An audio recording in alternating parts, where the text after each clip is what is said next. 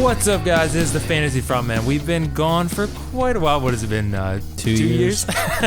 It's been a really, really long time. So we thought, it was about time we kind of jump back into this thing and provide you guys some sort of fantasy football content, considering the season is really just right on the horizon, rather. What is it, a couple months from now? September 10th or something. Yep. September 10th. Usually, it's usually the Thursday night's like the first Thursday of September usually, and then the following Sunday or that Sunday. September 7th is the first day. Actually. Yeah, so September 10th would be the first game. So, but anyway, for this podcast, we're going to go into a couple different regression candidates. We have one different quarterback that we each have, 2 running backs, 2 wide receivers, and 1 tight end. So we're going to talk about why we think these guys are going to regress in 2017 based upon their 2016 stats, and we're going to kind of go into their situations just briefly at the very least, and then kind of explain why we think those guys are going to probably disappoint you this year. And we had a pretty big debate earlier about what actually regression is.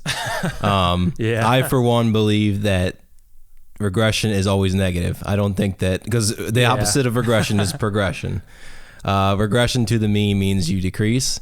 So these players are ones that we think are going to not deliver on their stats that they delivered last year. Well, I'm kind of torn on that because I've heard a lot of people in the fantasy football realm say positive regression, like positive touchdown regression, positive yardage regression, stuff like that. But that seems like an oxymoron to me. It kind of does. Positive regression just means progression. Yeah, it does. Yeah. But I think in statistics, I think it varies. I mean, honestly, like if someone knows, they should tell us that.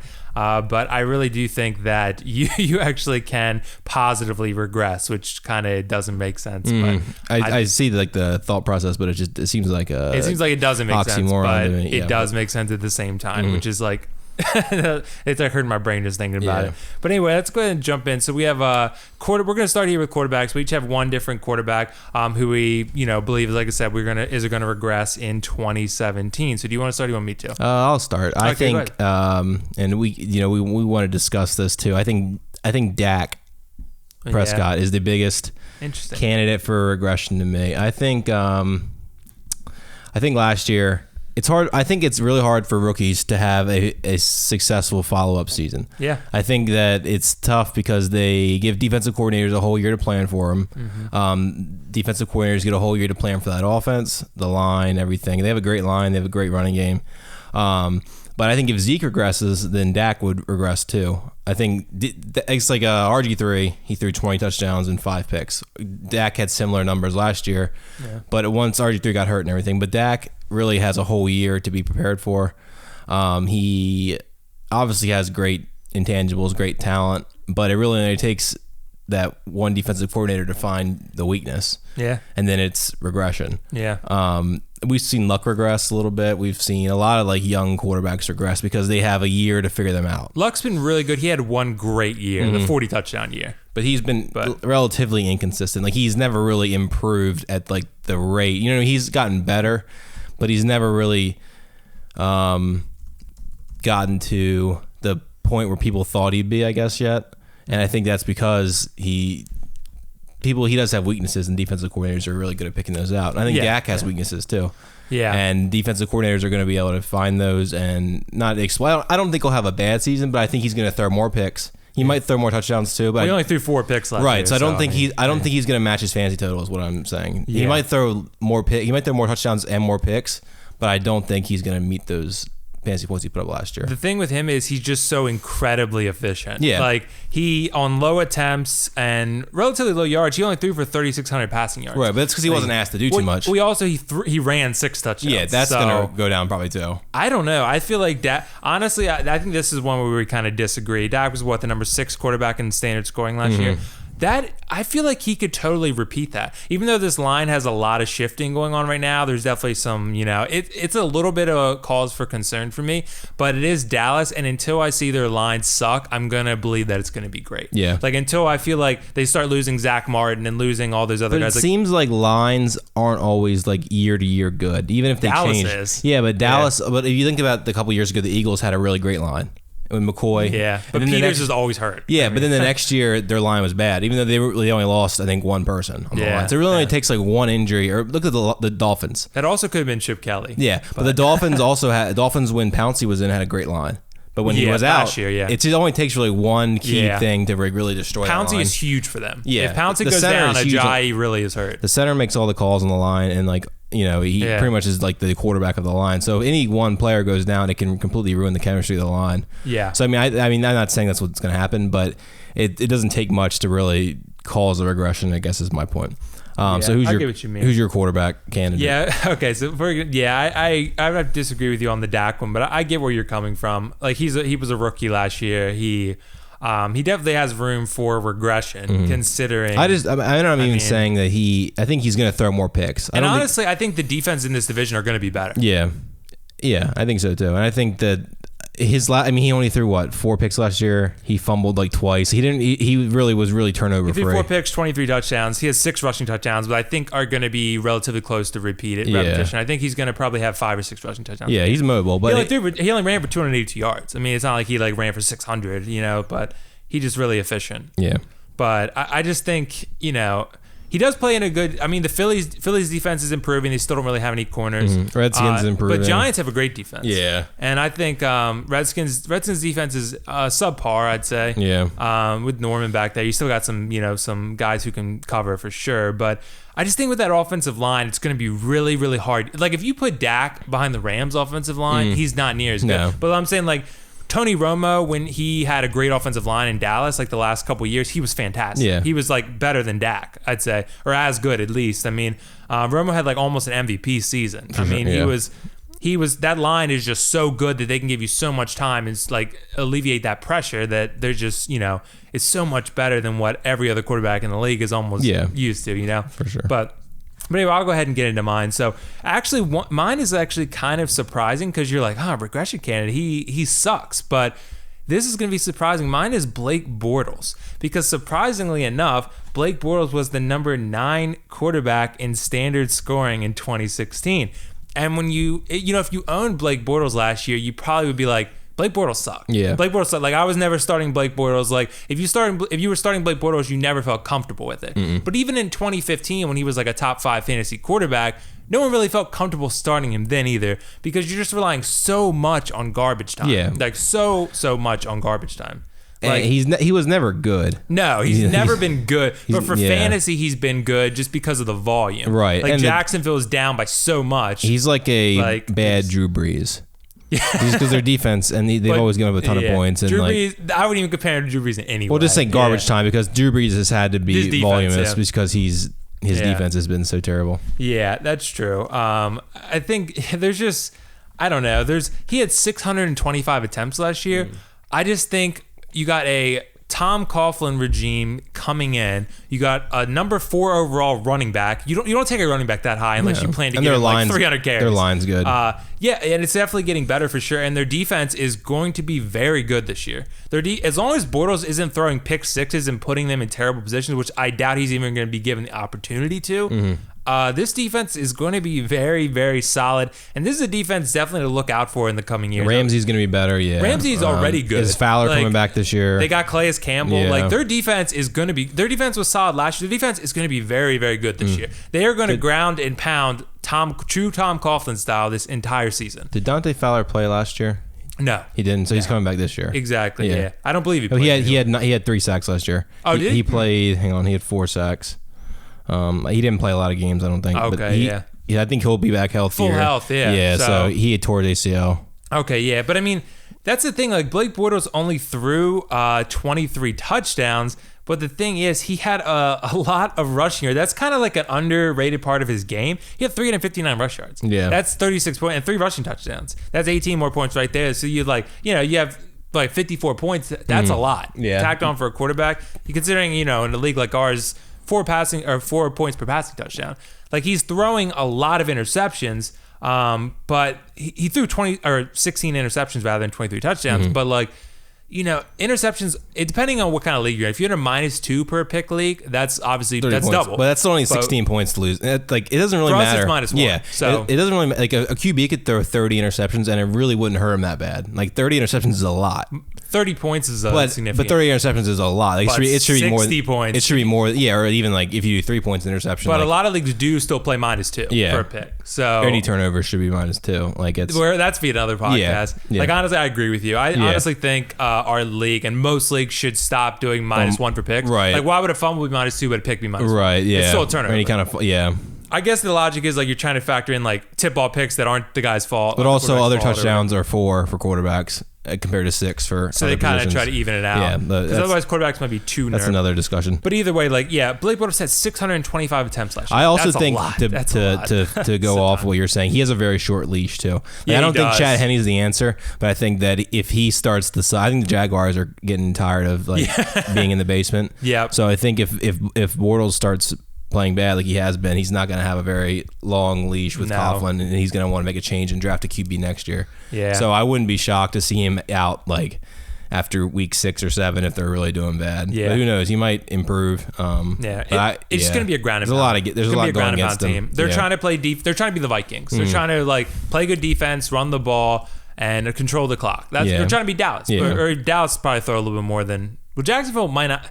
I feel like their defense, as long as Bortles doesn't put them in bad positions. Yeah, Dallas is fairly well rounded. But you're right. It's like last year when you were starting Kaepernick. Like, I did. Trust me, I started him in the Chicago game when he got a 2. Yeah. Like, he threw for like 6 passing yards or something. Like, the Bortles could easily get benched. Like, Chad Henne could come in and game manage and get them wins. Because the only thing you have to do as a game manager is not hurt the team. Exactly. And Bortles, that's like the one thing he does is hurt the team. Yeah, so I can see it. Like you say, he's like bad Brett Favre. He throws a shit ton of picks. I can see his leash being very short.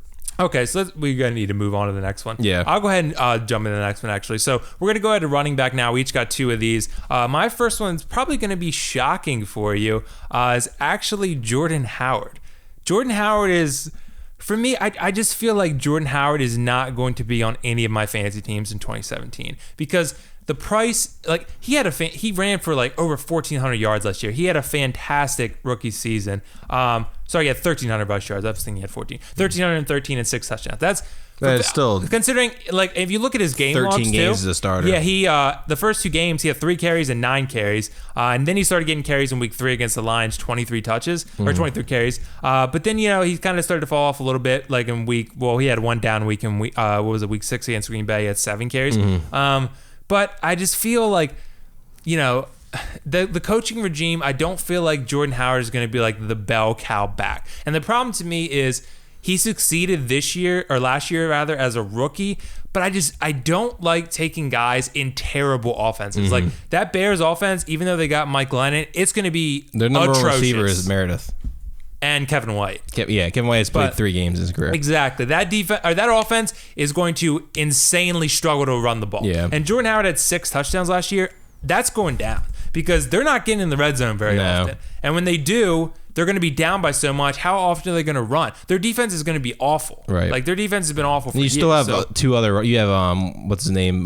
Carey. You have Langford. Who's still in the rotation a little bit. So I think he obviously, and look at Gurley. Like Gurley's a prime example of like talent regression. Cannot always overcome sophomore slump just because like defensive coordinators will figure you out. They see what you like to do. They know where your lines' weak spots are, and they'll stop what you like to do. Even though the situations are different, the Jordan Howard reminds me of Jeremy Hill. Yeah. That's what it reminds me of. Someone who came in rookie year and had a fantastic start. Totally like flashed a lot of potential, caught everyone off guard, showed that he is like a special talent, and then comes back year 2 and disappoints. Yeah. Even though Jeremy Hill had a better situation, he still had Gio in the fold. And while Langford and Carey aren't as good as Howard, I do feel like there's just so much room for John Fox to be like, to fall back into his old ways, his old school coaching regime, his old school coaching method, and say like, we're not having a bell cow, right? And like, we're not scoring touchdowns. I'm gonna give Langford. I'm gonna start Jeremy Langford this game and give him 10 carries and give Howard 6. Like, right. It's like. Howard is like the superior running back, but the situation, he's not going to be in the red zone a lot.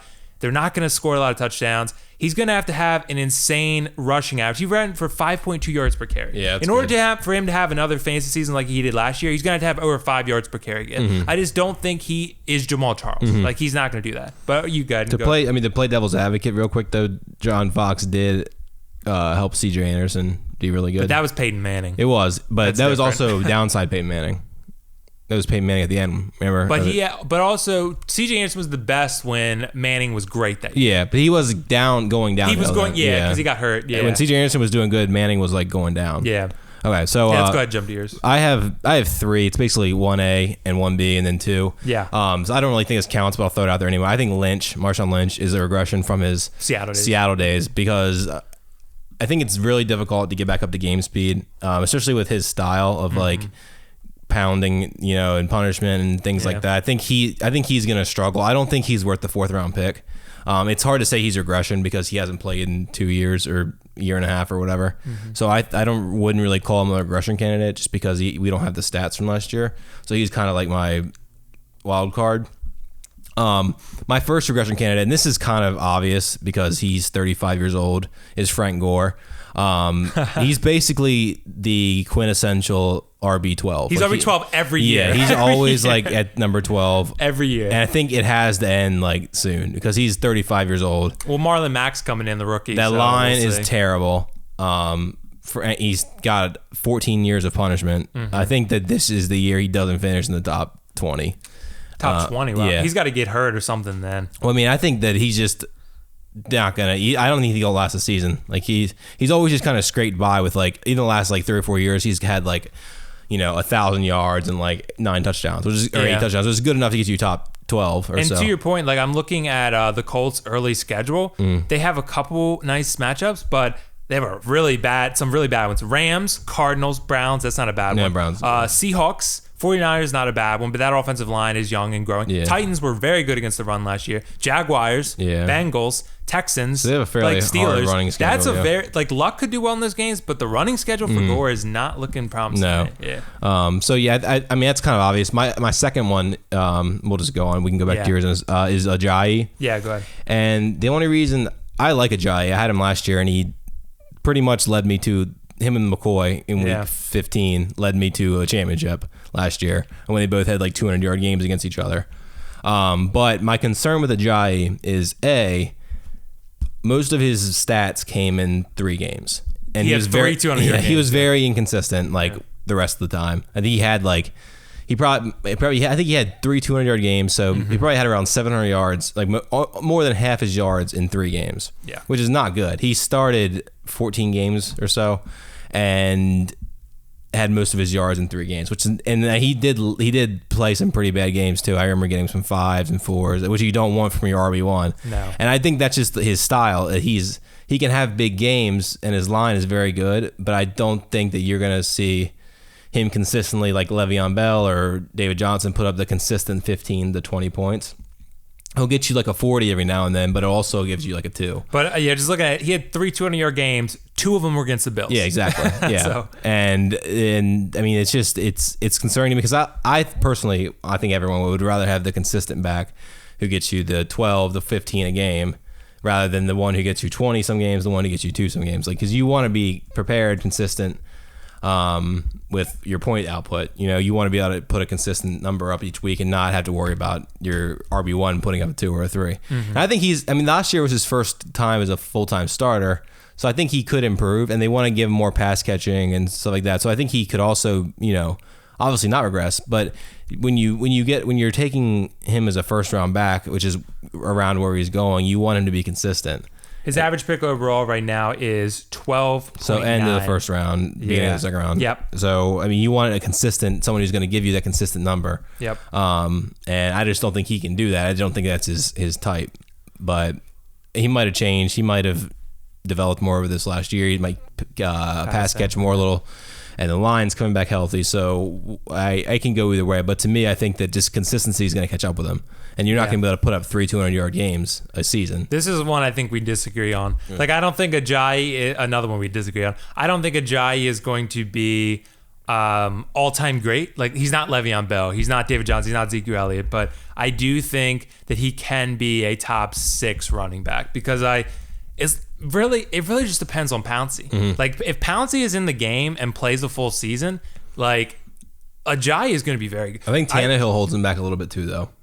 But they have good receiving weapons. Devontae Parker's been getting some crazy buzz. They don't have crazy buzz. They also, their defense is just average. They don't have the defense to keep those offenses off the field. But that's good because they're gonna be down. But Ajayi's be pass catcher more supposedly. If he's pass catching more, I like him, especially for PPR. But I don't. But Damian Williams and Kenyon Drake. They want to get Drake involved. He's a good pass catcher. I just think there's a lot of mouths to feed, especially with the pass catching. Like a lot of he's the workhorse of that offense. Obviously, workhorse in terms of carries, but in terms of receptions, I don't see him being the workhorse. You know what people are forgetting about too? This year, Adam Gase is amazing for tight ends. They got Julius Thomas. Yeah. People were thinking like 8 touchdowns for him. Those 8 touchdowns have to come from somewhere.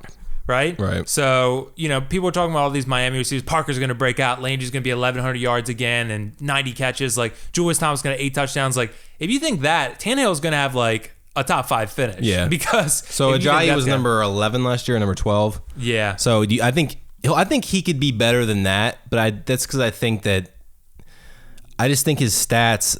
He had 8 touchdowns. He got inflated by 3 games. Yeah, I think I could see it going either way, and I put him more as a regression candidate because I don't think he can repeat 200 yards in 3 games. If he's more consistent, I could see him not regressing and doing better. But I just don't see him getting 200 yards in 3 games and making up for those terrible performances. There's also his knees. Yeah, he has. Yeah, that's why he wasn't drafted. There's also a big injury risk. Yeah, but I believe in the talent. I believe in the line. I believe in Adam Gase. But if he gets 300 carries like they're saying he's going to, he's going to improve. He's going to be great. Yeah, but he got 260 last year. It's really, even if he sucked with 300 carries, 300 carries is still going to be top 12. Yeah, because you're getting 300. There's only one back at 300 carries last year. That was Zeke. Mm-hmm. Yeah, that makes sense. Dave Johnson 293. Bell definitely would have. Bell definitely would have. He missed 4 games, got 261. Yeah. All right, so we'll jump to mine. So my second one, this might be hopefully not too obvious. Latavius Murray. So Latavius Murray last year, he finished as the number 13 running back in fantasy. I know you're saying number 13, that's not too crazy. That's just outside of an RB1. That's great. Like that's basically an RB1 by all intents and purposes, like one spot off from an RB1 in standard scoring. And in PPR, he might have been a little bit higher considering he caught the ball fairly well. And my logic with this is that he had ankle surgery in the offseason, and he still is not recovered from that. Yeah. And they drafted Dalvin Cook. They felt strongly enough to trade up and get Dalvin Cook in the second round. Not to mention that line last year was awful. It's atrocious. Yeah, McKinnon was averaging not saying McKinnon's a good back or he's decent, but he averaged like 1 yard a carry. But you're going from one of the best lines in football to maybe the worst line in football. Definitely worst run blocking line. Going to a team with better competition. Yeah. Like, I'm not saying DeAndre Washington and Jalen Richard aren't good. They obviously took carries and touches away from Murray. But Dalvin Cook could be special. I think it will help him, though. The AFC West has like the 4 best defenses in but the NFC lines, at least. Oh, in terms of defensive lines. The NFC North, is not. No, defensive lines, though, the AFC West does very. Green Bay's run defense is pretty solid. They're more pass rushing defensive lines. Like, Bose is good and everything, but like Von Miller, Khalil Mack, Justin Houston, they're all pass rushers, but they can still stuff the run. But I think that'll help him a little bit, maybe going to like a less line heavy conference. But his offensive line is gonna regress a lot. But that and the big problem for me, he had 195 carries, which is not a ton. No. But he had 788 yards, not a ton either. What saved him, 12 rushing touchdowns. If you think that the Vikings offense is going to be in goal-to-go situations like the Raiders were, then I don't know what to tell you, because that's just not going to happen. Like, if the Vikings offense is minimal, it's game managing, it is to not lose the game and to play defense, strong defense. 12 rushing touchdowns. He's not getting 12. And with Dalvin Cook there, Murray would probably still be the goal line back if he's even healthy. I would trust him if his line was better, because I think they have a solid game manager. I also just don't think he's that good of a player. Yeah. I just don't think he's that good. He's not really shown the full potential. He had the one game against Kansas City where he broke out, and that was basically it. Yeah. Like, he's had some games here and there, but I mean, last year he ran for over 100 yards twice. Yeah. Like, 100 yards is hard to top, I get that, but twice in 16 games, like, he's always around like 15 to 18 carries, which was decent at the time, but I don't think he's gonna get that in Minnesota either. He's not. Yeah. I mean, he wasn't getting a ton of touches, but even in Minnesota, they want to run the ball. I get that, but their offensive line is horrendous. Yeah. Like, it's awful. And with Dalvin Cook coming in, I could see Dalvin Cook surpassing him by week 3 if Murray's even ready to start the season. Yeah. But anyway, let's go ahead and jump ahead because we're a little bit behind on time. I'll go ahead and do it. All right, just name both of them and we can. All right, so I'll go ahead and do both of mine. So the number one wide receiver that I have for regression is the number one wide receiver in 2016, and that is Mike Evans. And that's going to surprise and shock and probably upset a lot of people because Mike Evans was great. I had Mike Evans in PPR. He was amazing. He had 96 receptions. But the thing to me, don't misconstrue this. Mike Evans is not going to fall off a cliff. Mike Evans is not going to be the 25th ranked receiver. He's not going to be, even 15. I mean, I think he could fall somewhere in the, even outside the top 12. I think he could be, the 13th or 14th wide receiver even. I think top 12 is more realistic. I think there's just so many options now. Yeah. I get OJ Howard is a rookie, but that dude is talented, and there's a lot of mouths to feed. There's a lot of mouths to feed. Doug Martin's going to come back in week 3. They said he's looked the best he's ever looked. They had Deshaun Jackson, which could help or hurt Evans depending upon how you view it. Mike Evans got 173 targets. That led the league last year. 173. That's over like 10 or 11 targets a game. Like, that's insane. And if you look at his numbers, like, the games where he didn't have like an insane number of targets, he didn't produce very well. No. An average catch of 13.8 is pretty solid because he's actually a way better deep threat than people give him credit for. Because he's not super fast, obviously, but he's just got that big body. He can box people out and go up and get balls. But I mean, you're just looking at so many options in the passing game now, and like with Deshaun there, and they want to run the ball more because that Dirk Cutter kind of wants to take the pressure off Winston. They'll still throw the ball a lot. Don't get me wrong. Winston will still be in the top of the league in attempts, but without Evans getting an insane number of targets, it was kind of like the DeAndre Hopkins syndrome. DeAndre Hopkins got so many targets, right? Like from Brian Hoyer, and then when those targets started to decline a little bit, he declined, right? So really, you're just banking on a guy getting an insane number of targets, like Terrell Pryor last year. He had 140 targets. Like, that's why he's a good receiver, obviously, but he got so many targets. And like looking at Mike Evans' games, like the games he had 8 targets against Dallas, 59 yards, no touchdowns. 8 targets against the Saints, 42 yards, no touchdowns. 6 targets against San Diego, 38 yards, no touchdowns. Like, but then you look at games like Atlanta, 17 targets, right. 150 yards, 2 touchdowns, right? He's got, 11 targets, 59 yards, no touchdown. Even that was a high target game. But then, against Arizona, 9-18, 18 targets, 1 touchdown. Right. Like 70 yards and 1 touchdown. Like he got so many targets. Like, I just think he's a great receiver. I think he's easily top 6 or 7 receiver in the league. But he just had so many targets. So. Well, I think and just real quick, I think that to play devil's advocate, he is going to lose targets, but I think his yards per catch is going to go up because Deshaun Jackson is going to stretch the field and not be able to give as much attention to Evans underneath. So I think he might lose targets to Jackson, but I also think that his yards per catch is going to go up a little bit. Yeah. So I'm not sure if he'll meet what he had last year, but I think that the targets don't concern me too much because I think he'll be able to make more out of the targets he does get. Yeah. But I don't think he'll be number 1 receiver for sure. So I think he'll be worse than last year, but I'm not sure he'll regress to outside the top 10. So I think we do kind of disagree there, but I do think he'll regress somewhat. But right now he's going as the number 4 receiver off the board. He's going as the 9th pick overall. Right, and that's the 9th pick overall. Brown, Julio, and Beckham. He's going in front of AJ Green. I don't think he's that. I would take Green. I would too. I don't think Beckham, Julio, and Brown are in the same level as Evans. Obviously, Evans is below them. But, last year he was, but yeah, but that's because he got so many targets. Yeah. But yeah, sorry. What's your second one? My second one, another probably a shocker because so many people are high on this guy right now. Brandon Cooks. So Brandon Cooks last year was the number 8 receiver in fantasy, and I know what you're probably thinking. He's going to Tom Brady, but the transfer from Breeze to Brady is not as significant as you think it would be. I could see Cooks finishing wide receiver 16, wide receiver 17. There's so many mouths to feed in that offense. You think Tampa Bay is bad. New England, I don't know what New England is doing, honestly, because they're building like I would build my Madden team. Right. Like they're bringing in receivers. They signed Andrew Hawkins. They brought in Mike Gillislee. They have James White. They have Deion Lewis, Edelman, Gronk, Malcolm Mitchell, Damon Amendola, Hogan. Like, Cooks is better than a lot of those guys. Don't get me wrong, but there's just so many mouths to feed, and with so many receivers and so many options, Cooks has never been a high volume guy. He's looking at his games. He had 117 targets last year. Mike Evans 173.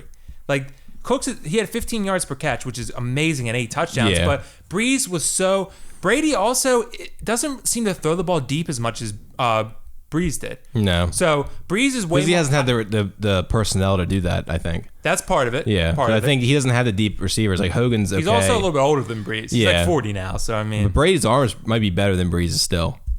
Arm strength? Yeah, arm strength. The ability to get the ball downfield. Like Breeze still has a decent arm for like medium passes. Yeah.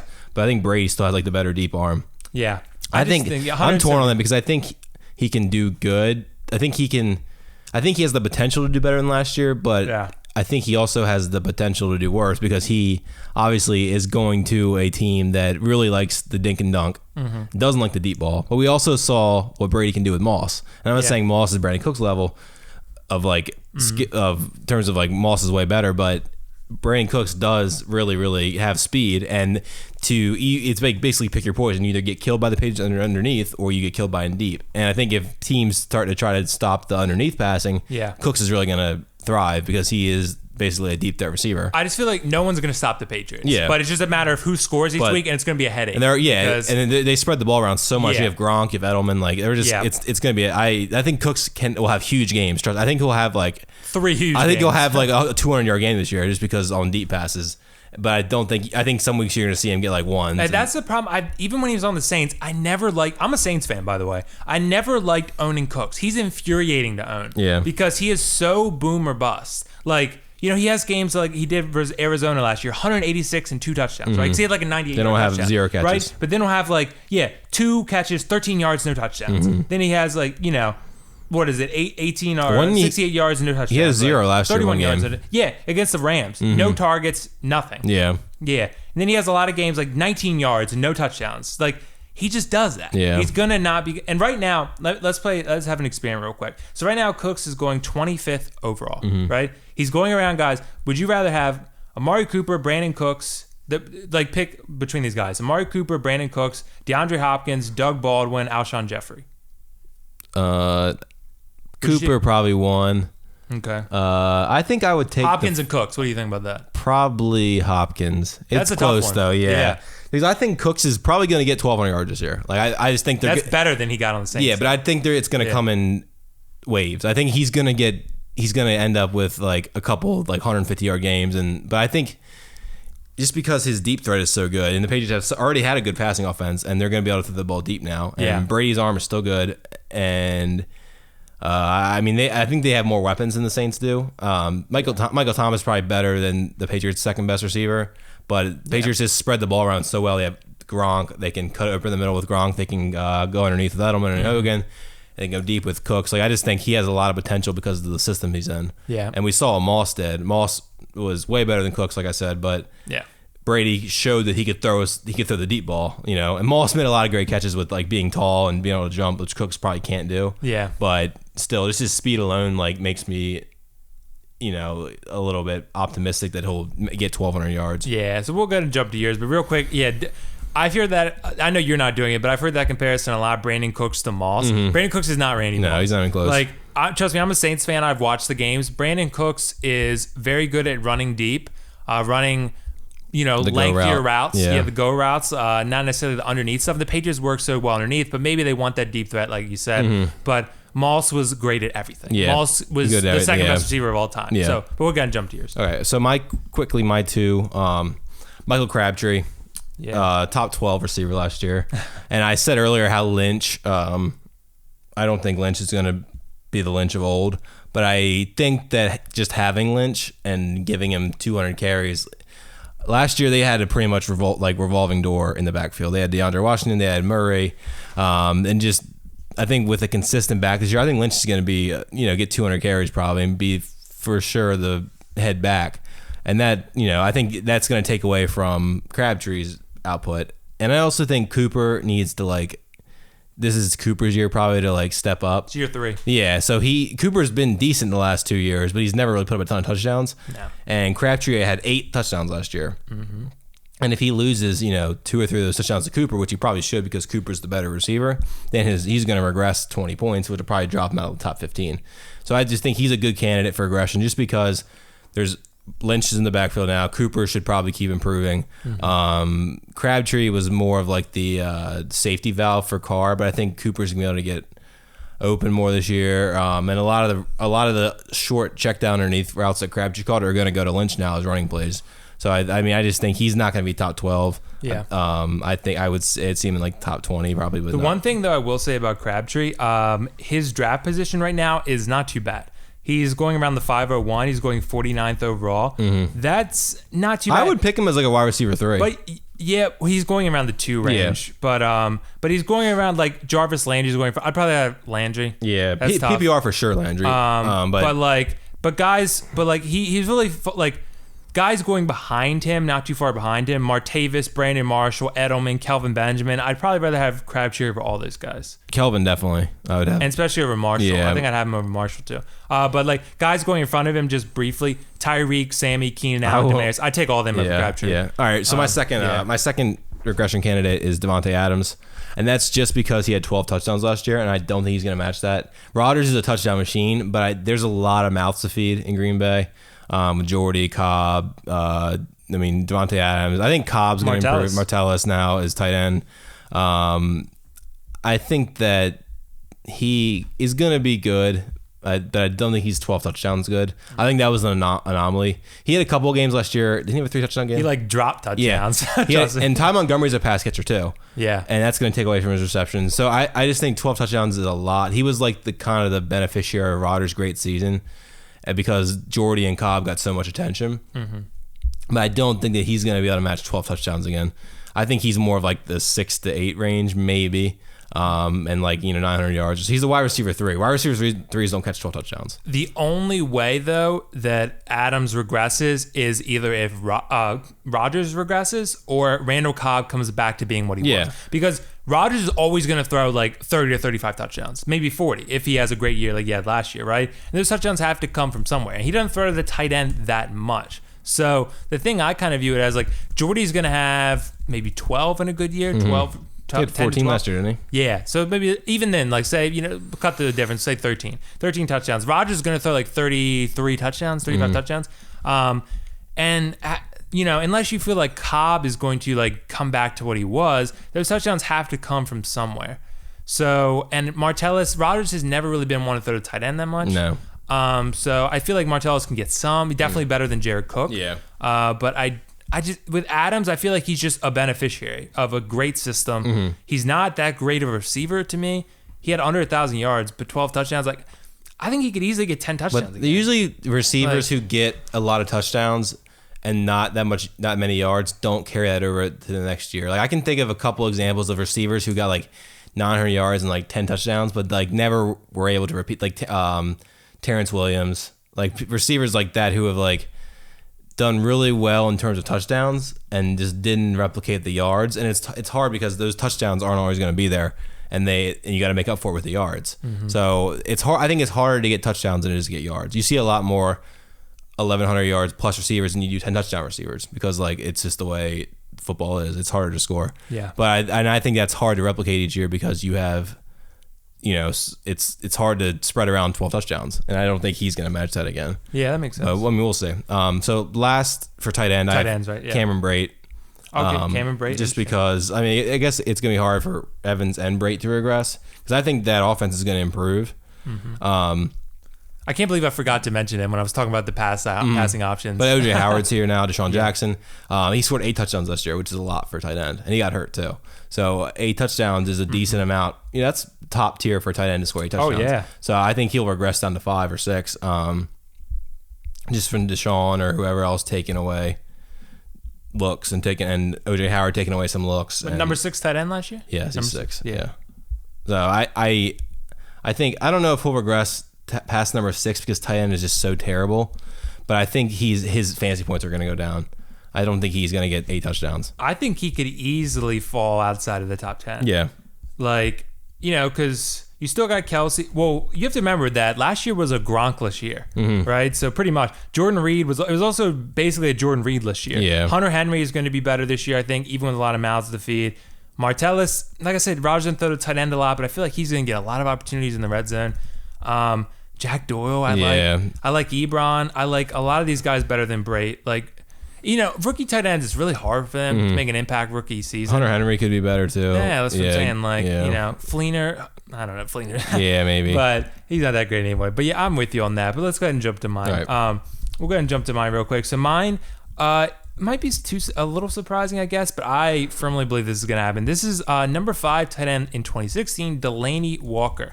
Delanie Walker played 15 games last year. Number 5 tight end, like I mentioned, 800 yards and 7 touchdowns, which is pretty much on par for him. Like, what he usually does. But Tennessee, they added Corey Davis. Rashard Matthews has another year in the system. They have the best offensive line in football. One of them, at least, best running offensive line, according to PFF, I believe, or at least in the top 3, I think. So that offense is going to want to ground and pound with Henry and Murray. And while Delanie Walker is still one of Mariota's guys, Mariota is going to have a good year. They're just adding Corey Davis, a number 5 overall pick, into the mix, and a tight end that's going to be 33 when the season starts. He's just so old. Tight ends can last a long time. I get that. They're not really relying on speed. But Delanie Walker's an athletic guy. He's a quick guy still for 33. Like, he still is very athletic for a tight end. Like, he's not just like, a bruiser, so to speak. I just feel like with so many options, with the amount of touchdowns he gets, 7 touchdowns every year, I feel like that could go down maybe to like 4. Yeah, like Gates level. Yeah. So like you saw with Gates was probably a little bit more immediate in his decline. Delanie Walker is going to start to hit that gradual downturn. Considering he's 33, he will be.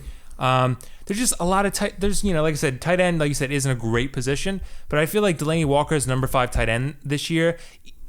Drafting him where you are, I just feel like there's so much room to miss out on other later tight ends at a price that won't cost you. And then they're not going to put out that much different production. Delanie Walker going 73rd overall, right? Like, he's going around guys like Willie Snead, who I love, Deshaun Jackson, really like him this year, Emmanuel Sanders, Jamison Crowder, Stephon Diggs, even Corey Davis, Randall Cobb, Devontae Parker. Like, you're taking a tight end here who is going to be at best marginally better than what you're going to get from Eric Ebron in round 12. Like, or even guys like Jack Doyle in round like 13. Right. Like, you're taking a tight end that's probably going to deliver you minimal 30 or 40 at best. And I don't even feel like he's going to do that this year, because he's going to start declining at his old age. And adding Corey Davis, that's going to take a lot of targets away. Like, even though tight ends work the middle of the field, like Delanie Walker's going to work the middle and Corey Davis might work the outside, I still feel like those targets, they're going somewhere else. And they're going to Derrick run the Henry's ball. going to get more involved. Like, their run line is great. They want to run the ball. Delanie Walker's a good blocker. He might be blocking more.